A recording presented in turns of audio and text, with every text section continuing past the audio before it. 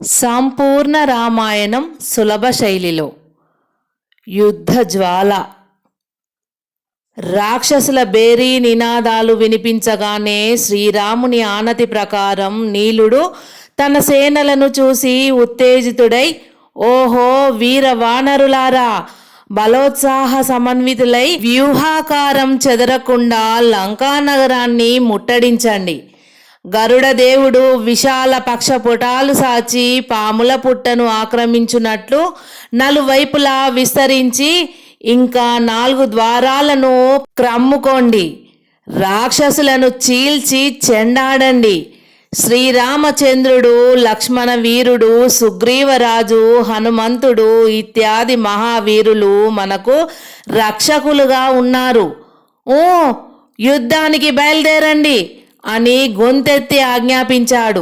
వెంటనే భూమి కంపించేటట్లు అడుగులు వేస్తూ, భూమాకాశాలు దద్దరిల్లేటట్టు సింహనాదాలు చేస్తూ వానరసేనలు లంకాపురం మీదికి దాడిగా వెడలాయి. ఆ వానరులు లంక కోట గోడలను చేరి ద్వారబంధనాలు బ్రద్దలు కొట్టారు. పురరక్షకములైన యంత్ర కవాటాలు ధ్వంసం చేశారు. బురుజుల మీద, ప్రాకారాల మీద నిల్చొని తమ మీదికి శూలాలు, ఈటలు విసురుతోన్న దుర్గ రక్షకులను లక్ష్య పెట్టకుండా పైకి ఎగబ్రాకి వారినందరినీ చిత్రవధ చేశారు. లంకా నగరం చుట్టూ ఉన్న దుర్భేద్యములైన కోటగోడల మీద ఎక్కడ చూసినా వానర వీరులే కనిపించారు. అప్పుడు రావణుని అనుజ్ఞ చేత ఇంద్రజిత్తు, ప్రహస్తుడు, విరూపాక్షుడు, వజ్రముష్టి, అశని ప్రభుడు, మిత్రఘ్నుడు, తపనుడు, నికుంభుడు మొదలైన రాక్షసులు తమ తమ బలాలతో యుద్ధ భూమికి వచ్చారు.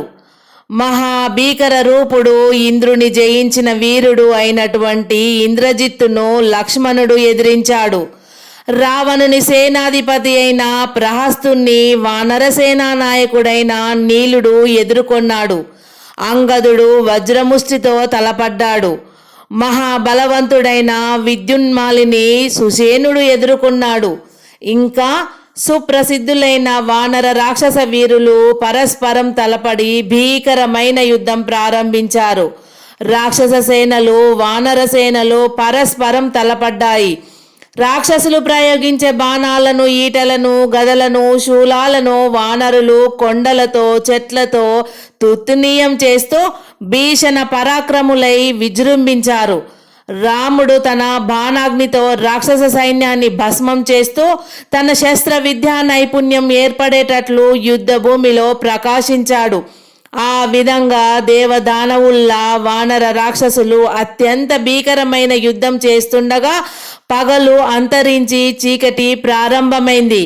తోక లేనివాడు రాక్షసుడని, తోక ఉన్నవాడు వానరుడని గుర్తించుకుంటూ రాత్రి కూడా యుద్ధం కొనసాగించారు.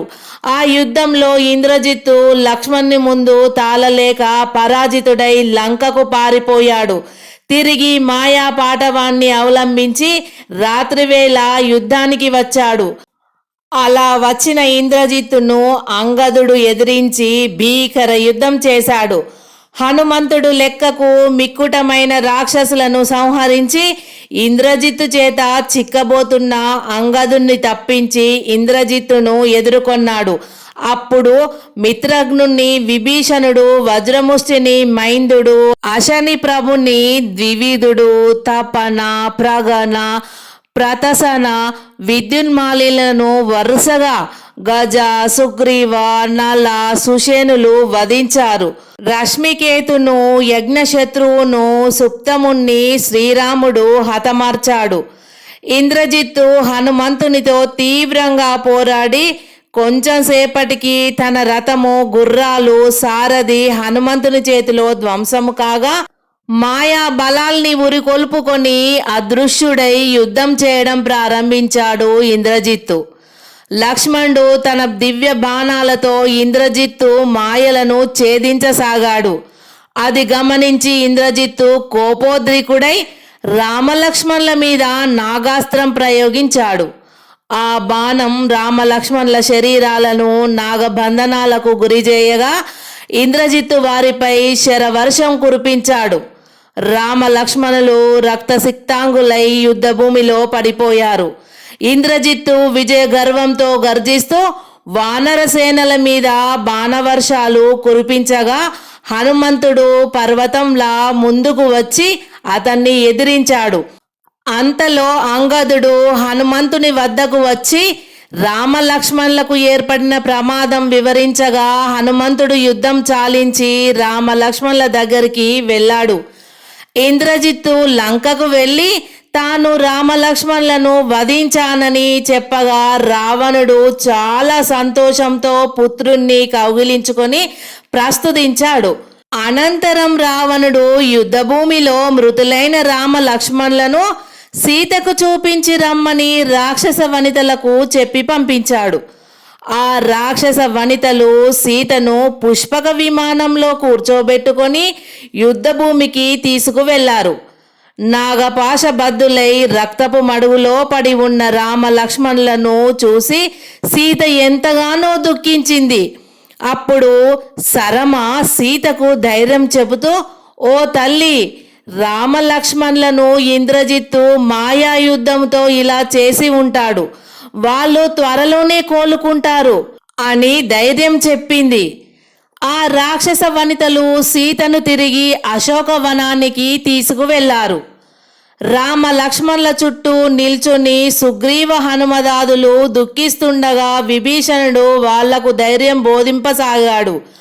ఆ సమయంలో ఇంద్రుడు పంపిన గరుడు యుద్ధభూమికి వచ్చి రామ లక్ష్మణులను బంధించి ఉన్న నాగపాశాలను ఛేదించి తన రెక్కలతో వారిపై గాలి విసిరాడు. రామ లక్ష్మణులు నాగపాశాలు తొలగిపోగా నిద్ర మేల్కొన్నట్లుగా మేల్కొన్నారు. రాముడు గరుడుని సంభావించి పంపి వానరులను తిరిగి పురికొలిపి లంకా నగరాన్ని దహించమని ఆజ్ఞ ఇచ్చాడు. వానరులు సింహనాదం చేస్తూ భీషణంగా లంకను ముట్టడి చేసి పురమంతటిని అగ్నిపాలు చేయడం ప్రారంభించారు. రావణుడు రామ లక్ష్మణులు మరణించలేదని తెలుసుకొని ఇంద్రజిత్తును అపారములైన సైన్యాలతోనూ ప్రహస్త ధూమ్రాక్షాది మహాయోధులతో తిరిగి యుద్ధానికి పంపించాడు. అప్పుడు వానర రాక్షసులకు తిరిగి భయంకరమైన యుద్ధం ప్రారంభమైంది. హనుమంతుడు ధూమ్రాక్షుని ఎదుర్కొని అతి తీవ్ర యుద్ధం చేసి ఆ రాక్షస నాయకుణ్ణి పర్వత ప్రహారంతో హతమార్చాడు. అంగదుడు వజ్రధనుష్ఠునితో పోరాడి తన ముష్టిఘాతంతో ఆ రాక్షస దండనాయకుణ్ణి వధించాడు.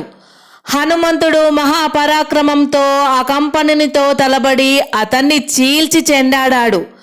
ఇంద్రజిత్తుకు సహాయకుడై వచ్చి భీకర యుద్ధం చేస్తున్న రాక్షస సేనా నాయకుడైన ప్రహస్తుడు వానర సైన్యాధ్యక్షుడైన నీలునిచే మృతి చెందాడు. ఇంద్రజిత్తు లక్ష్మణునిచే తిరిగి పరాజితుడై మాయాపాటవాన్ని సమకూర్చుకోవడానికి అదృశ్య రూపుడై మంత్రజపం చేస్తూ ఉండిపోయాడు.